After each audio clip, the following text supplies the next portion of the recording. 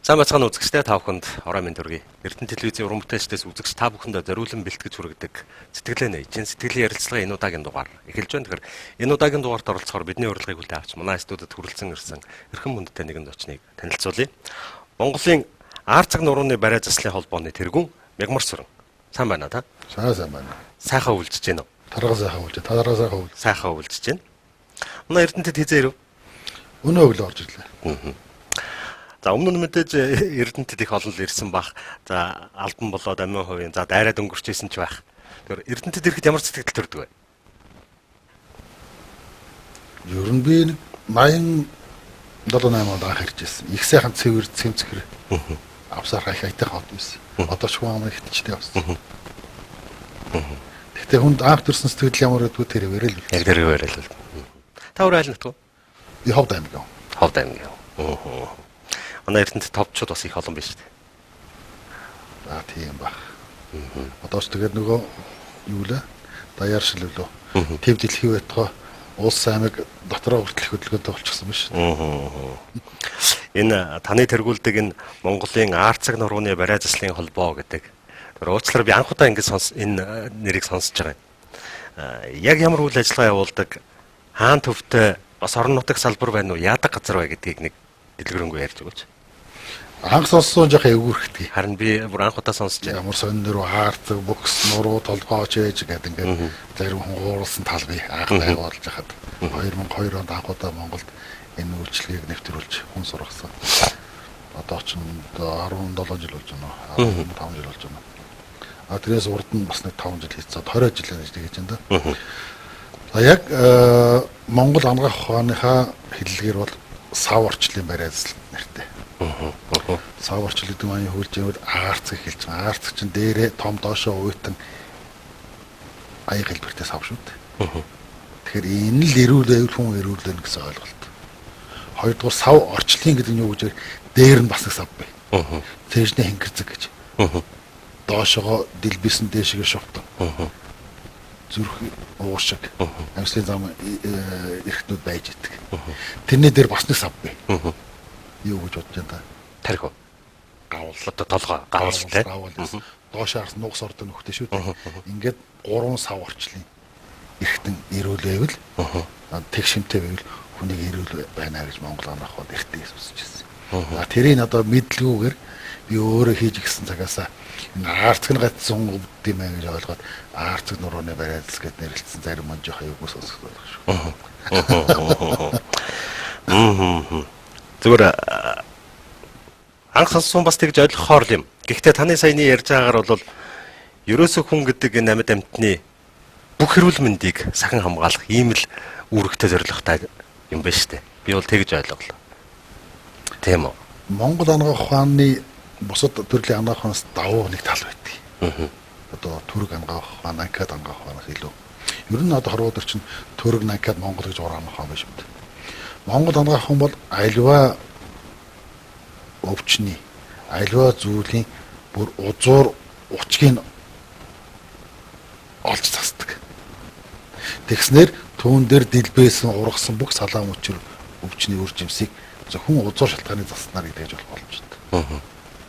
Тэгвэл орчин цагийн шинжилгээ ухааны имлэг бол дандаа өвчний шинж тэмдгүүдийг засна. Тийм. Энэгээр том ялгаатай ч дурдталтай зүйл. Би уучлаарай зүгээр эрүүл мэндийн салбарынхныг шүүмжлэх гэж байгаа. Та бас эрүүл мэндийн салбарыг болохоор бас тийм эмзэг бити хүлээж аваарай. Өвдөхөөс өмнө ингэж болдгүй юм, энэ хэрэгтэн ийм үүрэгтэй байдаг, ингүүл өвддөг юм, ингүүл болдгүй юм гэдгийг хэлж өгдөггүй мөртлөө өвдөчхөөрн зэрэг очихоор зэрэг одоо энэ антибиотикийг энэ тариаг хийгээд ингээд маш хурдан хугацаанд тэрийг ямар нэгэн байдлаар ингээд одоо тэр хүнийг зовлонгоос салгах ийм ажил хийгээд байх шиг надад санагддیں۔ Зүгээр магадгүй хүнд одоо иргэдтэй хүнд Монгол хүнд гэдэг юм уу хэн нэгэн хүнд за чи ингэж амьдраад ингүүл чиний элэг өвдөхгүй байх болно. Элэг ийм бүтцтэй байхгүй юу? Тийм учраас ингэдэг байхгүй юу? Магадгүй уучлаарай одоо би сайн мэдэхгүй байна зүгээр сэтгэл санаанаас дөргснөөс одоо хоолунднаас гэдэг юм ингээд янз бүрийн шалтгаанаар өвднө. Тэгэхээр зэрэг чи зөв амьдрах хэрэгтэй гэдгийг нь эхлээд хэлж өгөх хэрэгтэй байх гэж би боддгийн зүгээр эрүүл мэндийн салбарынхан нийгмийн эрүүл мэнд гэдэг нэг их том юм яриад байдаг. Тэрийн л би энэ байх гэж боддгийн шүү дээ. Та юу гэж бодож байна? Би шүүмжилж байгаа шүү. Тийм л дээ өөрөөр хэлж гал унтрах гэж байгаа. Тухайн үед нь галын унтраад орчихдог. Дахиад сэдрэхтэн дахиад унтраад. Тэгэхээр энэ бол одоо цагийн одоо хүн амын эрүүл мэндийн манай зогсож байгаа юм импликэйчдийн буруу биш л дээ. Энэ тогтолцооны ханаалт. Тогтолцоо үе системийн алт. Тэгээ нэг нь тухайн үед төрөөр боловсрч эрдэмтлэг мэрэгжил болж авсан хүмүүс энийг хийхсээр авахгүй. Гэхдээ дахиад өөр гарцыг гэдгийг монголчууд давхар болж харж чаддаг. Агуу ухаатарт. Сэтгэлгээний өндөр чадвартай. Зөвхөн энэ биш шүү. Энээс өөр гарц гэж. Аливаа зүйлийг олон талаас нь ажиглаж дүгнэлт хийж тэндээсээ хамгийн гол узуур учгийг барьж авах мэдлэг чадвартай хардаг. Тэгэхээр энэ одоо таны асуусанд одоо арц нурны бариаслал буюу сав орчлын бариаслал бол ерөөсөө хэдэн мянган түүхтэй л манай Монгол анагаах ухааны зөвхөн нэг хэсэг.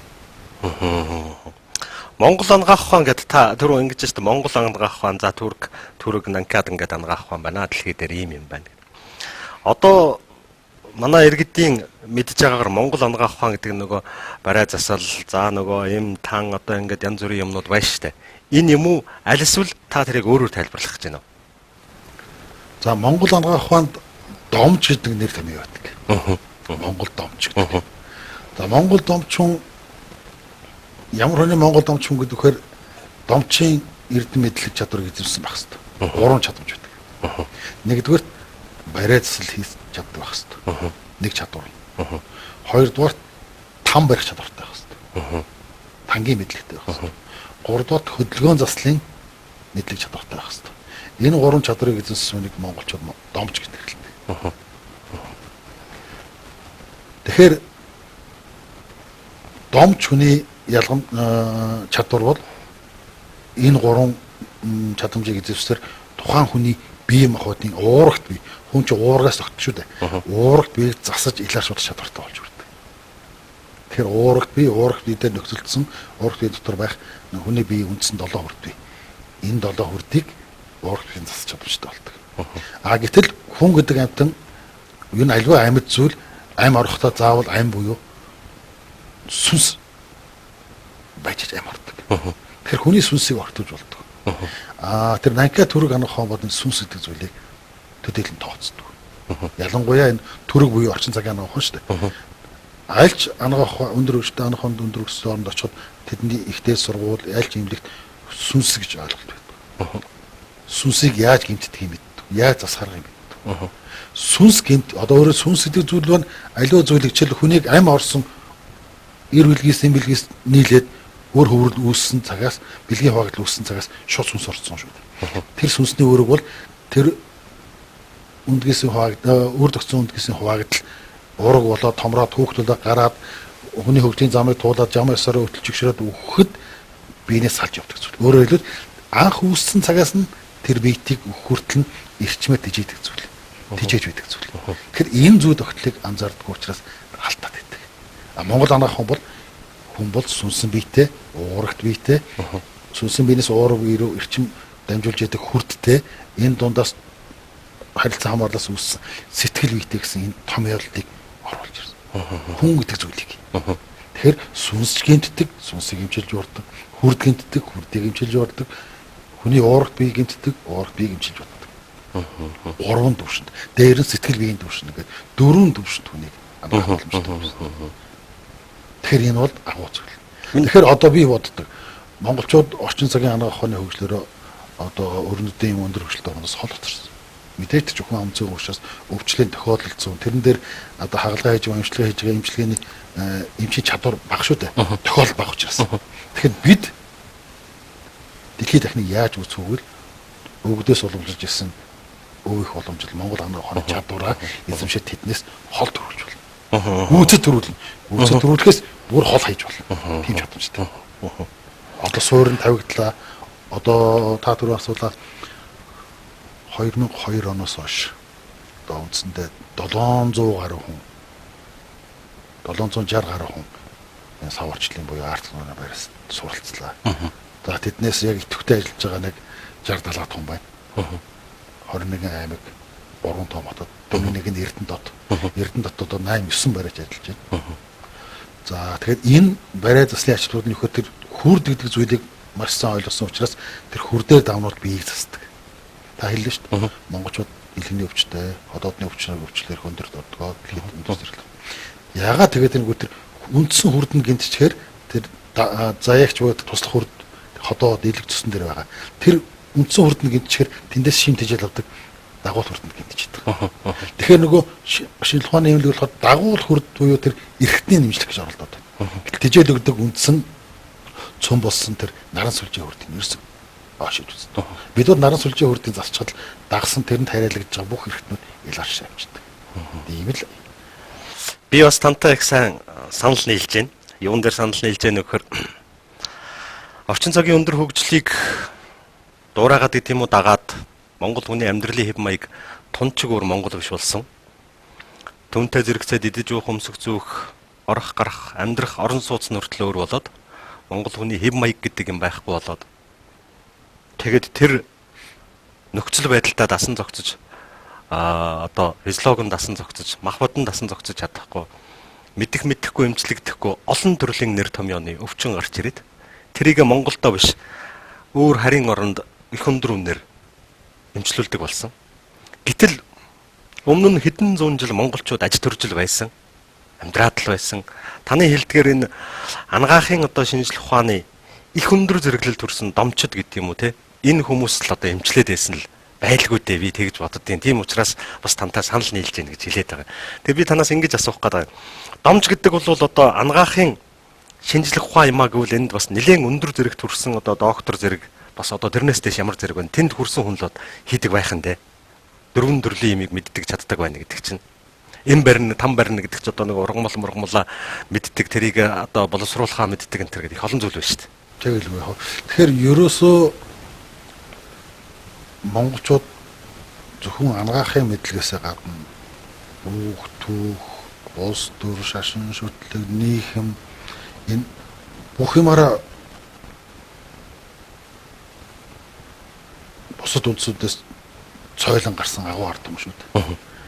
Энэ их өв мэдлэг чадамжийн л баллуурдаад хийж байгаа зэрэг өөх түүхээ бүх юм мэдхээ яваад хайр очноос самардаг шүү дээ.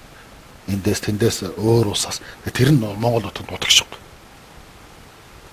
Гэтэл монголчуудын яс цуснд өөрийнх нь тэр мэдлэг чадвар нь далд орсон. Тэгэхээр далд байгаа тэр мэдлэг чадварыг зөнгөөр нь дамжуулж, тархиар нь дамжуулж сэрээх л хамгийн гол асуудал. Тэрнээс хэн нэгэн алдартай болж ирээд алдартай оточ алдартай бөө алдартай лам болж хотод хувилгаад болсноос nii олноороо энэ чадамжийг эзэншүүл монголчуудын бохирдлаас хамааран гарах болж байна. Хэн нэгэн биш. nii олноороо. Тийм учраас энэ гэгэрүүлэх ажлыг сүүлийн монголчууд их сонирх болсон шүү. Хаанаас юу гарав мэдээлэл их цангадаг болсон. Харамсалтай нөгөө тэр мэдээллийн их усүр орон зай маань чухам яг батад өмнө суурилсан уу юу гэдэг нь хэрэгэлзээтэй болоод. Тэгээ бидний зорилго бол сойлж гарах биш. nii олноороо тэр мэдлэгийг хүртэх, эзэмшиж чадах. Тэр жам гэж юу юм? Жамын хөлдөөс ягаад алдвардаг? Ягаад монголчууд зөв амьдардаг байжгаад одоо гадны одоо баячуудын тусдаг өвчин, арабуудын шайхуудын өвчин тусдаг, чихнийчийн өвчин тусч Монгол байгаа бөгч. Тэр чинь нөгөө суурин амьдрал шилжээд хөдөлгөөний хомсдолд ороод бөксөө хэд арчсан суулгын өвчин тусч шин. Тэгэхээр энд яа харахгүй тэр хүний оюун сэтгхээс гадна тэр эд шууш, явдал мөр, ховцос унар, ахуу, соёл бүх юм л байдаг. Тэгэхээр домч гэдэг бол бүх талын өргөн мэдлэгтэй юм байна. Ядчил Монгол нутгаас салхи дандаа газрынхаа хөрсөнтэйгээр салж яадаг шүү дээ. Тэгээд замдаа дайралтсан босоо ямар л зүйл вэ тэрийг дандаа дээш нь ороож хөөрөд дээш гардаг. Тийм учраас энэнийг мэддэг учраас монголчууд дандаа Монгол дээл өмсдөг. Урт дээл өмсөд бүсэлчээр бүсэн дээр хүрээд дээшээ салхи хөөрөж орж чаддаг. Тэгэхээр нөгөө аарцаг, хөвлийн цээжний хөндөө эрэхтнүүд ирүүл байгаад байдаг. Дулаахан байгаад байдаг. тэр дөрөв эрэгтэй эмэгтэй бүхнээс алтаа харьцангуй сэрүүх орчинд байх хэрэгтэй шүү дээ. Ийм чадвартай. Гэтэл одоо цагийн залуучуудын хувцсыг харахад яах нь вэ? Гидсэн, нуруу нь гарцсан, ийм богинохон хөрөм өмсч гсэн тийм ээ. Өвдгөн дараа чичирч гсэн. Чод хувцаараа өөрийгөө хувцаа зөв сонгож хэрэглэх ус өөртөө өвчин дуудаад байна шүү. Монгол хүн яаж амьдрал, яаж аж төрвөл дэлхийн хүн төрөлхтний хөгжилтөд энэ зэрэгцэх вэ гэдэг тухай олон хүн бодож байгаа. Та бүхэн ч гэсэн түрүү ярьж байхад дэлхийн ангаахын салбараас холоо төрүүлээд явах учиртай маа гэж ярьж байна. Ер нь яавал монгол хүн энэ хөгжилтөд за хол төрүүлэхэ болий зэрэгцэж очих юм бэ? Одоо бид нар нэг нэлээд хаахан бараг л нөгөөх баян одоодны даг гэдэг шиг л явж байна шүү дээ. Гэхдээ монгол хүн угаасаа дэлхий дээр хорвол дээр амьдарч байгаа хүн төрөлхтнөөс онцгой чанар байна шүү дээ. Ерөөс дандаа оройд нь явах заяатай. Хувь. Тавилан тэнгэрийн шиг гэж. Монгол хүүхэд төрөлхтөө ууцсан дээр хөх толгой төрөлхтөө. Хөхөнгийн толгой. Энд чинь бол одоо эцгих хангаа дэлхийгээс гадна тухайн үндсийн олцоос гадна тэр хүнд өгж байгаа нэмэлт эрчим хүчний их усэр. Нарны эрчим хүчний их усэр. Нар өөрөө хөхөнгөтэй шүү дээ. Ойр тойрны одод гаргсын гэрэл ирчмээр ойхоор тэр нь шар цагаан хөнгөтэй болж хардаад бас өөрийн үндсэн өнгөр хөхөнгө. Тэгэхээр тэр хөхөнгөний эрчим монголчуудад нэмэгдлээ төрдөг. Тэгээд том болохоор тэр хөх толом бүхвээр нь тараа явчихна. Тусаар нь аваад. Тийм учраас монголчууд альва юмд адтай, сэргэлэн, дасан зогцох чадвартай, төсвөр дэмжигддэг. Энэ чадвар нь тэнтэй холбоотой. Тэгэхээр монголчууд бусад үндэстэндээ зэрэгцэн орш альва зүйл дээр зэрэгцэн орших эсвэл ардан даах гэдэг ойлголт байж болох. Оройлон явах хэрэгтэй. Аливаа зүйлд та бүхэн хэтрүүлэг гэж битээ бодроо. Аливаа зүйл одоо шинжлэх ухаан ч юм уу нийхэм мухардалд ороход зөвхөн монголчууд л оройлон дуудаж мухардлаас аргаж байсан. Та дүүхэн мэдэн шүү дээ. Хөнөөгийн модон шаны ухаан. Тэнгэрийн дашуур хаан. Эзэн Чингис их богд хаан. Тухайн үедээ яг өнөөгийн бидний үе шиг Монгол ус мухардал орж исэн ба шүү дээ. Яг өнөөгийн бидний байдалд орж. Тэр үед тэд цойрлон гарч нийт олноор нь сэхэрүүлэн ухааруул ойлгож хамтдаа хөгжиж дэвсэн. Тэгээд хүн төрөлхтний хөгжлийг хамтдаа хэд хэдэн алхмаар урагшлуулсан. Бодоход эмзэг байж магадгүй бид өнөөдөр хамгийн уналт нуралтын зэгдээ явж байна. Гэтэл яг энэ цаг үе монголчуудын хувьд том сорил. Та нар өвдөхөө тэр их өв чадлыг эрдэм мэдлэгийг энэ үед хэрэгжүүлж чадах уу буюу гэдэг бидний сорж байгаа тийм эзэгтэй үе. Тийм эзэгтэй үед бид домжийнхаа гаруй ухааныг ашиглаад хууль судраа ашиглаад үүх дүүхээ өв соёлоо ашиглаад хүн бүгд гэгээрээ буусарч чадах юм бол энэ байдлаас нэг олныг дагуулсан суулж чадна. Одоо та боддоо шинжлэх ухаанаар огсон нийгмийн бүх салбар мухардалд орлоо шүү дээ. Улс төр, эдийн засаг, биологи, байгалийн шинжлэх ухаан бүгд мухардалд орлоо. Эцсийн цэг хан дутаад нурагч хайчхаа мэт. Гаргалгаа нь буруу замаар явсан. Аргын талаас хит өгчсөн учраас тэр. Монголчууд бол арга билег буюу ил талд хоёрыг жигд хостуулан хөгждөг ард юм учраас аль нэгэн гарцын заавал болж чадамжтай. Бид одоо энэ чадамжтай хөгжлөө. Боломжтой. Яс усан байгаа шүү дээ. Жохон сэрээгээд байна. Тэгэхээр жишээл би өнөөдөр домжийн судрыг танилцуулж байгаа. Энэ маш олон хүний хамтын бүтээл бүтэн 3 жил нухаж гарсан. Энэ судраар одоо уншсан хүн бол ерөөсөө эхнээс нь хуудас аваад уншаад эхлэхэд дотроо өөрийн ирэхгүй хөлөн зөвшөөрдөг. Үгүй тийм штэ л гэж дотроо уулга алддаг. Яагаад вөхөр тэр тархинд байсан унтаа эсийг хитгэв гөлс сэрэгчдэг. Тэр эс сэргээд гэлбахаараа ойр очиныхаа 4-5 эсэг гэлбол сэрэ. 4-5 эсэг гэлбахаараа 10-20 эс сэрэ. Ингээд өдөртөн оюун ухааныг сэрэж байгаа. Тархийг сэрэж. Мэдлэг гэгэрэлд хүрч. Ингэж л. Тэр шиг однээс биш одоо урдын эцэг өгчгээ бид бахир сэлэмжаад нуусан бариад дэлхийг оройлон мандалах боломж байхгүй шүү. Одоо оюун ухаан мэдлэгээрээ л энэ түүхийг давтах хэрэгтэй бид. Би танаас нэг юм асуух чам. Та хэдийгээр эмч хүн боловч эртний сайхан Монгол үгнүүдийг их сайхан хэрэгжилж байна. Би сая анзаарлаа. Тэгэхээр монголчууд одоо монголоор зөв цэвэрхэн ярьж чадгаа байсан. Монгол хүн монголоор зөв цэвэр ярихгүй бол бидний өмнөд хойд болоод их холын далайн жандаас ирсэн сайхан сэтгэлтэй ижил зүстэй тийм ахан дүүс маань миний их н агуу их баян яруу тансаг монгол хэлээр юу гэж л тан шиг над шиг яриач та тийм ээ. Тэгэхээр энэ дэр та юу гэж боддог вэ? За би ч юм тэр тал дээр маруухан да тэгж анзаараа гэдэг. Энэ судрыг 3 жил хамт бүтээлсэн олон журмын нөхөд бий. Олон монгол дээдсүүд өвгдүүд бий. Тэгэхээр 3 жил хажуу бүрд наалдаж явахаар багч гисэн юм бас мэдээж хоцроо байлгүй дээ. Өөрөө анзаарсан. Эрүүл байхын тулд эрүүл зөв амьдрч урт удаан наслахын тулд хоол хүнс, хоолны хэрэглээ гэдэг их чухал зүйл. Монголчуудыг би хоолны маш их тийм нандин бөгөөд ирхэм гайхалтай тийм хэрэглээтэй байсан гэж би боддیں۔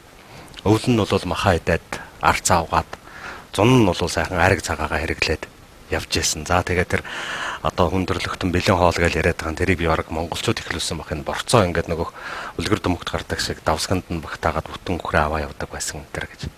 Энэ тал дээр ер нь та нар бас энэ ном судртаа хийж байгаа юм. Монгол энэ хүнсний тухай. Та түрүү анх яриа эхлээд хэлсэн. Ер нь урдсан сэргийлэгч ер нь хамгийн зөв арга шүү гэж. Ерөөсө Монгол онгох ухааны үндсэн тулгын 3 чулуу ойлголт байдаг. Тэр өөрөөсөө өвчнөөс урсан сэргийлэх болохыг заадаг гэсэн. Монгол хүн зөв амьсгалах. Зөв амьсгалсан монгол хүн хизээч өвддөг. Өөрөлдөл хамраар гүнзгий амьсгаа авч тэнгэрцэг тэлээ шахаж гаргана. Байнгын гүнзгий амьсгаа авч нууц их байгаад байна. Ингэсэн монгол хүн өвдөггүй. Энэ ягаад гэвэл тухайн энэ Төв Азийн шашин дээр байгаа 4 улирлт нутагт бол энэ зөгцсөн амьсгал. Бясалгалын шиг хэвлийн амьсгал хийдэг. Дандаа цэежний амьсгал хийдэг. За нэгдүгээр арга тулгын 3 жил нэгдэх юм. Хоёр дахь нь таны асуусан хүнслэх арга. Мэдээж хүн төрлөختөн ямар нэг зүйлээр хүнсэл таараа. Амтны гаралтай юм уу эсвэл ургуулын гаралтай уургаар л хоол таарна шүү дээ. Эсвэл эрдэс чулуулгаар хоол. Тэгэхээр энэ хооллохын асар өндөр соёл байсан. Сүүлийн 60-70 жил мартагдсан юм уу? Тий.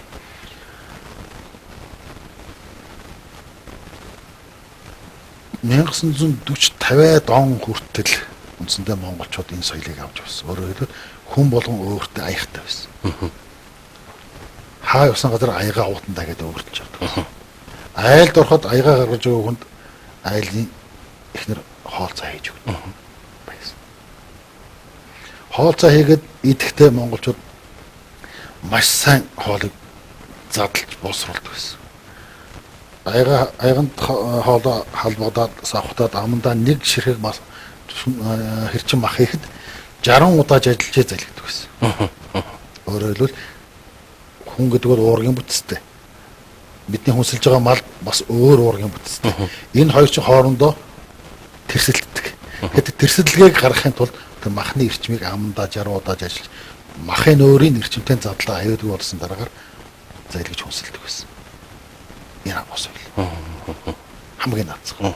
Тэгэхээр одоо нэг ийм шинэ гаргалгаа гарч ирж байна. Хүн амынхаа тоотой харьцуулбал монголчууд ийлэг зүс ходоод нойролч хоос ус эрхтний өвчлөл тэрэн дундаа хавдрын өвчлөлт маш өндөртэй тооцогддог. Юунаас үүсч яаг гэвэл энэ тэрсэлгэнээс үүсч байгаа уургийн тэрсэлгэнээс. Ургамал бас нэг өөр төрлийн уург. Тэгэхэд нэг ургамал, нэг хоньны мах, нэг үхрийн мах, нэг адууны мах ингээд зэрэгцүүлээд чинь бол энэ дөрвөн уург хоорондоо тэрсэлээс гадна хүний биед ороод 5 янзын уург тэрсэлтэй болно. Энэ тэрсэлгэн олон жил удаан үргэлжлэх юм бол нөгөө бие махбодын хоос суулгах эрхтнийг шүүрэн шанах шиг гэмтэй. Өөрөөр хэл хүрдийн юучгүй задлаа юм байна. Тэгэхээр тэрнээс болоод энэ айхтар өвчлөлт. Тэгэхээр монголчууд ерөөсөө хоолой зажлаад идээс урчвал энэ айхтар өвчнөөс урьдчилан сэргийлэх боломжтой. За одоо өвдсөн байгаа ус бол илэрш маш өндөр боломжтой. За 3 дахь соёл. Унтаж амрах. Монгол гэрийн үд дандаа урах шараатай байдаг. Хойд зүгт гэдэг маань алтан гац содны зүг. Манай дэлхийн тэнглэгчний хазгаа шүү дээ. Хазгаа. Яг хойд туйл дээр алтан гац сод. Яг тэр зүг рүү гэрийнхээ хамрыг орил гэр үүд уушаар барь шазар тэр Монгол гэр айлын унтах орон дандаа хойноосоо урагшаа чиглэлтэй ороод авч байдаг. Өөрөөр хэлбэл хойд туулаас газар доогоор урсан өнгөрч байгаа дэлхийн сарн цаглаа сонцсон хэм урд туулаар дамжаад дахиад агаар мандал дээгүүр бүтэн цагаарыг үүсгээд дахиад хойд туулаас урд тул руу газраар урсна. Энэ цаглаан цэнгийн урсгалд өөрийнхөө биеийг давууд нь тавиад өгдөг. Инхээр хүний бөөрөн дотор байдаг цуснаас давсыг ялгаж идэг цахилгаан соронзон хавхлаг байдаг. Хэдэн зуун сая хавхлаг бий. Тэр хавхлагууд тэр цахилгаан соронзон хэмээн нөлөөгөөр шөнө 8 цагт бүтэн гүйцэд эргэлтэнд давдаг. Ингэснээр цуснд байгаа илүүдэл давсыг буюу шээсийг шөндөө цуглуулад давсыг хураачаад өглөө гаргаж чаддаг. Инхээр хүний бөөр өвддөг байсан. Инхээр одоо амьсгалах, зөв хүнслэх, зөв унтаж амрах гэдэг энэ гурван арга бол Монгол ан ухааны тулгын гурван чулуу. Урдсан сэргийг харах гэсэн. Өөрөөр хэлбэл ахуугаараа амьсгал авдаг хүн байхгүй. Хоол ус сэргэлдэг хүн байхгүй. Унтаж амардаг хүн байхгүй.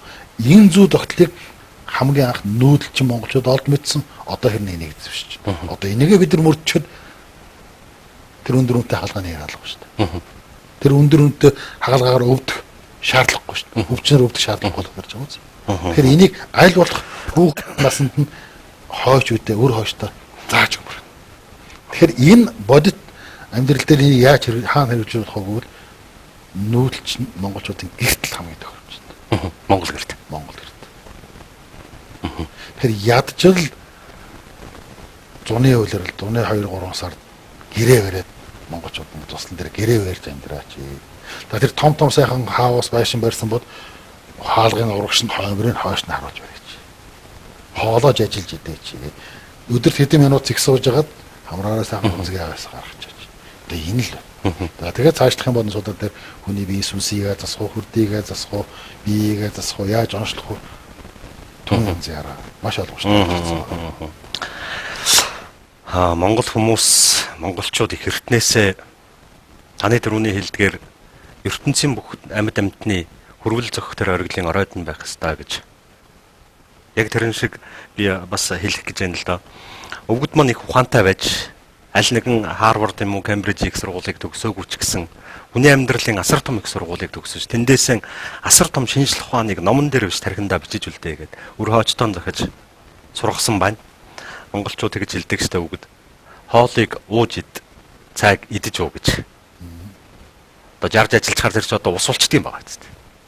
Одоо бараглаа шингэн. Тэгэхээр зэрэг тэр нь тийм учиртай байж энэ учрыг нь одоо хүмүүс төдийлөн тайлбарлаж өгдөг болохоор хүмүүс ойлгодог байх. Одоо танай хоёрын ярилцлагыг үзээд ингэж идвэл ингээд нөгөө нэг одоо эсүүд нь ингэдэг, ингээд пигмент нь ингээд задраад ингэдэг юм байшгүй гэж ойлгох нь байна тийм ээ. Та нэг л хэрчим тусан махыг л жарж ажиллахад ам дөрөв шүс болно. Аяган доторгоо 10 махыг 10 удаа тэгж ажиллаад тэгэхэд 10 том балга шүс. Хотоодын чи бараг 4-1 нь дүүрчих шүү дээ. Тэгэхээр хотоодонд байгаа нөгөө бодисын солилцоонд хоол хүнүүд босрол бодисын солилцоонд задлж оролцож яадаг мянгууд биш үү биш үү? Тэр чин цадчихдаг тэрэндээ. Тэр цадчихвал хүн цадж байгаа хэрэг. За. Тэдүүд өөрсдийн зөх хэмжээний хоол тэжээлийг задлах чадвартай. Илүүдлийг чадахгүй шүү дээ. Тийм ч илүүдийг чаддаг учраас зарим нь гүйлгээд гаргацдаг, зарим нь өтгөн болгоод ялгаруулж яадаг байх нь тийм. Хадгалцдаг шүү дээ. Тэр нь хор болтоод. Тийм ч тэр хотоод гисэн байгаа тэр нянгуудыг цадах хэмжээнд л хоолох хэрэгтэй. Нэг юм түүх байдаг. Францын Фредерик хаан Роми Паплам хоёр тус өрн 5 туршуулыг эзэн их Монгол улсын эзэн Чингис хаанд илч болгон илгээдэг. Тэр 10 туршуул монголчуудын цэргийн хүрээнд 2 жил хагас амьдэрсэн байна. Тагнаа шүү дээ. Монголчууд яаж байлдгүй, унтаж амардгүй, идчихгүй, найр наадам яаж хийдгүй бүгдийн судлаад харсан. Тэгэд Роми Папын архивт байдаг гэсэн. Илтгэл нь. За бид 12 жилийн хугацаанд үнэхээр их ядарлаа тэнд. Бид 10-ын дунд өдөрт 2 маань арай ядан цадах хэмжээний л хоол өгдөг байл. 2 маань итгэл арай ядан цадахаар. 2 жил тэр хоолыг хагас өсгөлний байдалд ядарч ирлээ гэж хэлсэн байна. Монголчууд өөрсдөө бас яг тэгдэг л юм. Гэхдээ ууралж уцаарсан байхгүй, гомдод тунирсан байхгүй, найр надмаа хийгээл цэгээгээ угаал дайн байлдаан дээгээд хөвжөлдөө явж байгаа. учрыг ойлгосонгүй гэж. Тэр нь тагнуулын алдаа шүү дээ. Учир нь нөгөө жаарж ажиллаж иддгийг анзаарсангүй. Тэр баг хоолыг их болгож одоо гэсгэн яг зөвхөн тэжих хэмжээнд хоолох ёстой гэдгийг тэд анзаарсангүй бүхэл бүхлээр нь явуулаад өлсөд ээж. Тагнуул хийж чадаагүй л шүү. Тэгээ би одоо хошигноод боддгийг. Тэр үеэс хойш Монгол зэрэг дэлхийн талыг эзэлсэн шүү дээ. Дэлхийн талыг эзэлсэн Монголын хаан тус болсон. Яах гэж эзэлсэн гэвэл тагнуулын мэдээгээр олж мэдэж чадаагүй нууцыг зааж өгөх гэж эзэлсэн баг. Тос болох гэж тийм ээ. Хүн төрлөختөн тос болсон байна тийм ээ. Инхээр хүн төрлөختөн гарцаа олохгүй ягта тулсан үед монголчууд заавал оройлж явах хэрэгтэй учир нэ. Тийм бооз. Нэг бол эрт сэлэм жадны хүчээр Монгол борны турааны чидээр эсвэл оюун ухаанаар. Саяхан би бас нэг олон нийтийн сүлжээг харж исэн. Зүгээр үнэн худлыг би мэдэхгүй юм зүгээр Гитлер тэгж хэлсэн гэж Оросыг бүрэн эзэлнэ. Тэрний цаана их Монгол улс бий. Тэдний хүнийг нь битэл нохоог нь ч хаслгаж болохгүй шүү. Тэднээс сурах юм их вэ гэж хэлсэн гэж. Нэг тийм юм олж харж ялаа. Тэгээд үнэн ч юм болов худлаа ч юм болов за хин нэгэн зохиотсон ч юм уу. За яаж мэдэх вэ тийм монголчууд их магтсан сайхан зүйл байна гэж бодож өнгөрч ялаа.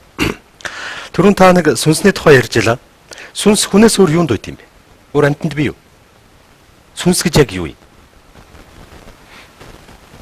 Сүнс гэдэг бол аливаа зүйлийг амь оруулж яадаг амь шүү дээ. Өөр юм бий байна уу? Сүнс хэмжээтэй. Хэлбэр дүрстэй. Хүн сүнстэй босton сүнсгүй бүлийн чихтэйгээр давч өрөөсөө ойлгох хаалт.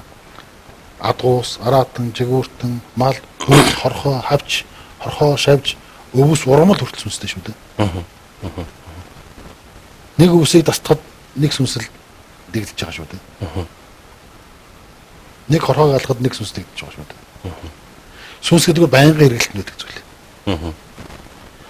Хэрэглэлтэн байхдаа хорвоо дэлхий дээр буугаад тодорхой нэг амьтны бие бууна гэдэг бол тэр сүнс өөрийнхөө хөгжлийг шат ахиулах гэж бууж ирж байгаа. Боловсрох гэж. Тэндэж боловсролдог л доо. Гэтэ энд буужж боловсроод биеийн саялгаа одохдоо дараагийнхаа биеийг хүлээн. Дараагийнхаа бие дээр уугаад дахиад тэр сүнсийнхээ хөгжлийг дээд түвшинд гаргах. Тэгэхээр буцаад очихоор тэнд шат суудал дэвшлээ явчихдаг. Зэрэгтэй дэвшлээ явчихдаг. Ийм зүйл. Та тэндээ гэхийг одоход сүнс дээр байх нэ? Дээр байдаг. Дээр байна. За тэгэхээр бүр их сонирхолтой. Дээр байна гэхээр тэдний бас нэг улс үндэстэн гэдэг юм уу, дэлхийн гариг гэдэг юм уу нэг юм бас байх нэ? Орон зай байна. Орон зай байх нь тийм ээ. Одоо бидний нэг албан газрын харуул жижүүр дарга ажилтан захирал хүмүүсээ адилхан шүү дээ. Яг л тийм зохион байгуулалтаа байдаг гэж үзэж байна уу? Би бол сүнсний тухай ойлгохдоо сүнс гэдэг бол оюун санаа юм гэж ойлгодیں۔ Тэгээ оюун санаагүй бусад биологийн бүтээгдэхүүнд бол сүнс гэж байдаггүй хаа л гэж боддог шүү дээ. Нэг ийм сүлийн юм өөрөөсөө л олж яваад байгаа. Цагаан хоолны тухай. Аа. За би амтны ам дасал нүгэл хийхгүй. Цагаан хоол иднэ. За би амтны ам дасал нүгэл хийхгүй. Ногоон хоол иднэ гэж болно. Тэр хүний дурын хэрэг шүү дээ. Хүний хүсэл сэтгэлийн хэрэг. Гэхдээ айл нутагт ямар орчинд амьдарч байгаагаа сайн болцох хэрэгтэй. Хөдөөний малчин цагаан будаа идэд өвлжүүл байцааны навч идэд өвлжүүл осгол өхөн үсттэй. Сэрүүдэд болроо шүү дээ. Тийм. Тэгэхээр тэрийг нэгдээ анзаарах хэрэгтэй. Хоёрдугаар бид хүмүүсийн тарьж байгаа тариа будаа өвс ногоо хүртэл амьтай гэдэг ойлгох хэрэгтэй. Ам гэдэг сүнсийг ирээд шүү дээ. Аминд асар гэсэн сүнс нэгдэх хэлээд байна. Та боддоо сайхан сарнаацыг ургуулдаг. Тэгээд хүнд үлгэлэхдээ тасдчихдаг. Хүнд үлгээдэг. 5 хоноод хатаа хорч идэг байна. Сар болоход юу ч гүүрээр бутараад байгаа бол өөрөөр сүнс нь байхгүй учраас тэр сүнсний хэмээр тижээгддэг амьд биетийг биеийн задрал болчихж байгаа. Тэгэхээр амьтай өхнийг бод. Өдөрхөө хүртэлтэй.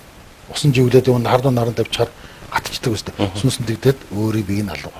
Задрал алга болж байгаа шүү дээ. Ялгаа байхгүй. Ерөөсөө энэ хорвоо дээр чинь хүрдтэй амьтан гэж 4 янзын хүрдтэй амьт байдаг. 1 хүрдтэн, 3 хүрдтэн, 5 хүрдтэн, 7 хүрдтэн гэж. 1 хүрдтэн гэдэг нь үндэс газартаа үнцээрээ бэхлэгжээд өвс ногоо мод боцсог. Ургамлын аймаг бахан тий. Тэгдэг. 3 хүрдтэн өдөрхөө ордог. 4 хүрд нь шавж ордог. 5 хүрд нь шавж ордог. 7 хүрд нь сээр нуруутай ордог. Тэгэхээр 7 хүрд нь 5 хүрдэд нэ барьж чадна. 5 хүрд нь 3-аа барьж чадна. 3 хүрдэд нь өтөрхөө өв сургуунд бодыг барьж чадна тийм үү? Гэтэл эргээд өтөрхөө чинь 7 хүрдэд нэ барьж чадна. 7 хүрдэд нь сээр нуруутай хатан өгөхөд тэрийг өтөрхөө ялзруулж эдээшрүүлж хоол хүнсээ болгодог шүү дээ. Энэ хороо дэлхийн жамын тогтолцоо. Тэгэхээр жамын тогтолцоог хэрв эвдэх юм бол хороо дэлхийн сүрэлд ордог. Галуу үлддэг. Хэд эвдэх юм бол жишээлбэл 1 хүртэн 3 хүртэн 5 хүртэн 7 хүртэн алийг нь аваач. Дундаас нь суглаад. Төрөл зүйлээр нь за 3 хүртэн тэр чигээр устгах. Бүр устгах ч тийм ээ. 5 хүртэн идэх хоол болдог. 5 хүртэн 1 хүртэн идэхгүй. Гацж байгаа үз. За 1 хүртнийг аваач. Хэрвээ өвс ногоо буцааг байхгүй бол энэ хорвогийн амьдрал үнэн уйтгартай байх арга байхгүй. Тэгэхээр одоо ой модыг битээ тайраа, өвс ногоо битээ хой газраа битээ өндөө гэдэг учир нь энд байна. Ягаад гэвэл тэр 7 хүрдтэн буюу тэр сээр нуруутан 30 нь тэр их энэ хороот хийхээ ялгаруулж байгаа ирчвэр тижигдэж амьдэрдэг давхар. Тэгэхээр бид байгалаа хичнээн өвтгөн өөртөө тийм элдв янзын танигдахгүй олон учир өвдөн. Байгалаа хэр арайд байгальтай хэр ойрхон амьдрын нүүдэлч монголчууд шиг тэгэх юм бол хорвоо дэлхий өн удаан тэсжүүл. Ер нь сүүлийн үед бас яг таны саяны ярьж байгаатай адилхан энэ төгсгөлийн тухай хүн төрөлхтний энэ оршин байгаа дэлхий гэдэг гаригийн дуусах тухай ярьдаг болж та энэ дээр юу гэж боддог вэ? Ерөөсөө хаяанд ирчихлээ шүү дээ. Та сайн анзаарсан бол энэ манай гариг дэлхий дээр болж байгаа байгалийн гамшигт гэж нэрлэдэг байгаа үзэгдлүүд. Галт уулын дэлбэрэлт, газар хөдлөлт, далайн том давлгаа төрлөгүүд энэ танигдахгүй мэдэхгүй болноор өгж байгаа халдвар тахалд өвчнгүүд цар тахлууд энэ бүгд чинь ойрхон давтаад чинь дохиогод өөрөөр хэлбэл дэлхийн өөрийн хүрд гинтээд хүний 7 хүрд байдаг шиг дэлхийд бас үндсэн 7 хүрд. Тэр хүрдэн гинтээд эргэлтэн савлаад ирлээ шүү дээ. Тэр чинь уг нь анх байхдаа хойд өмнө тулчин босооч гэж байсан. Хүн төрлөختний хийсэн үеийн гайгаар байнгын хазаалтанд ороод байгаа шүү дээ. Тийм үү? Одоо энэ улмал савлаад байна.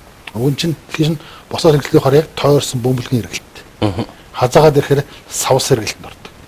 Гэтэл та боддоо энд байгаа алтыг ухаад тэр хаа далаад давнуулаад нэг банкнд дөрөд хураачих. Энд байгаа ой мод уулыг ухаад нураагаад тэнд очиод маш том хот байшин тосгон балгад босгочих. Тэгэхээр хэдэн зуун сая жилийн эргэлтийн явцад үүссэн эргэлтийн хэмнэл байна шүү дээ. Тэгш эргэлтийн хинтээ эргэл. Эн чинь хүндийн төв алдагдаад савлаад байна. Тойргийн биш савсан халифтай эргэлтэнд ороод. Халифтай эргэлт бол өөрөө дэлхийн уртаа төвлийг улам хазаалгаж байдаг. Гэтэл энэ хазаалтын хэмээсээ хит хитрэх юм бол энэ гариг чинь өөрөө сүнэн шүү дээ. Тэгэхээр эн чинь өөрөө амьд шүү дээ. Амьтай сүнстэй. Тэгэхээр амиа аргаж авч үлдэхийн тулд өөрийн нэгүтгээд байгаа сүйтгээд байгаа амьтай бүхнийг л нэг удаа сэгсрэн шүү дээ. Тэгжээж өөрийн дахиж оролдохгүй болгоо. Тэгээд дахиад ам үүстэл амьд амьтан үүстэл хэдэн зуун сая жил үүснэ. Тэр хооронд тэр алга уусан зис аалт нүүрс эрдэс баялгаа дахиад шинээр бий болгож сасар утгар агаар ундлаас өөртөө татаж бий болгож байна. Ингэжээж анхны дүр зурагтаа орсон хойноо тэнд анхны амийг бий болгоно. Хүнийг биш шүү. Амьд биетийг бий болгоно. Тэгэхээр одоо бидний амьдарч байгаа үе бол хүн төрлөختний 7 дахь үеийн соёл иргэншил. Урдлын 3-6 соёл иргэншил яг ингэж л бөхсөн. Бид тэр алдаг давтах. Давтах гэдэг нь альсвал ингээд нөгөө хугацаанд болоод яваад байна уу? Давтаад байна уу? Хэр ойрхон байгаа л? 60-70 жилээс тэрэхгүй байна. Бид бодоход асар холон хугацаа мэт. Гэхэд энэ чинь бидний хүмүүсийн л үүсэх хугацаа шүү дээ. Ер нь энэ монголчууд одоо өнөө үеийн цаг 90 цаг үеийн өнгө төрхийг тодорхойлж байна. Эцэг өвгдөд маань тулгарч ясан тэр хатуу сорил өнөө бидний үед яг тулгаад ирлээ. Одоо бид бүгд л гарсаж нэг хэсэг чинь бид их 50 байсан шүү дээ. Хүнээр барилгаа бариулчин, хүнээр хоолой хийлэгчин, малгай хариулчин тийм ээ. Одоо бүгд сэрээд гарц хаав нь хаашаа бид нэр явж байна гэдгийг ухаараад эхэлж гисэн. Тэгэхээр тэнд их олон янзын зам гаргалгаа байна. Дотоод юм чанараас монголчуудын өөрсдийн өвгдийн өвөг сургаал гадны оо оруулалтаа хөрөнгө оруулалтаа мэдлэг байна тийм ээ. Тэгэхээр энэ дундаас хамгийн гол гарц зөв гарц бол өвгдийн маа тэр хэдэн мянган жил өвлөжсөн тэр аргал ухаан юм шүү. За их баярлалаа. Тэгэхээр таны цаашдын энэ номын их ажил болоод Монгол хүн байхын жинхэнэ утга учир Монголын төлөө цохилох зүрхтэй байдаг гэдэг шиг Монгол хүн байхын утга учирыг өөрийн биеэр харуулад өрөөл бусд олон Монголын иргэдэд бас таниулах гэж сургах гэж тэдний сайн сайхан амьдралын төлөө оюун ухаан хүч бие зарцуулж яваад танд бас их баярлалаа. Тэгээ манай хотод бас дахин ирж Монголд нэг юм үг байна. Хүн хэлхээс наашгүй цаас чичгээс цаашгүй гэж. Хичнээн ухаантай боловсролтой байвчсан дахин ирж энэ тухайга ярьж өгч цагийг сайхан зарцуулж цагийг сайхан өнгөрөөгөөрэй гэж хүсэж байгаа юм. Таны цаашдын ажил амьдралд сайн сайхныг хүсье. За Монголын нэг үг байдаг. Учиргүй өрөөлгүй юм гэж байхгүй. Тохиолдлын самсаргүй юм гэж байдгүй. Бүх юм учир өрөөлтэй байдаг гэж. Гэлалаад байна. За их баярлалаа. Тэр бидний ярилцлага энэ удаагийн дугаар үгээр өндөрлж байгаа юм. Гэхдээ өндөрлөхийн өмнө дэлхийн хүндрэлтний оройд нь байхын тухайд бид сая жаахан ч гэсэн ярьлаа, цаг бага байлаа. Гэхдээ дэлхийн хүндрэлтний оройд нь Монгол хүн яаж байх юм бэ гэвэл Монгол хүн монголоор л байвал дэлхийн хүндрэлтний тэр хөгжил дэвшил одоо өөр бусад юу гэдгийг хүний оюун санаанд багтаж болох тэр бүх зүйлийн оройд нь монгол хүн байх юмаа л гэдгийг би ойлголоо. Тэгээд бидний нэвтрүүлгийг хүлээж авч үзсэн үзэгч та бүхэндээ их баярлалаа. Дараагийн дугаар хүртэл баяртай үзэгчтэй. Хазайлгаж болохгүй тэтэм шиг нэрээр чинь би оволсон халуун зүрхний уйрал хайр гунгийн чинь хүртэл өвлсөн өргөстөөрчлөнд бүдчээд уйлд суухын цагтаа хүн өлгийг минь сийлсэн аавтай болохоор амьд явж чаддаг.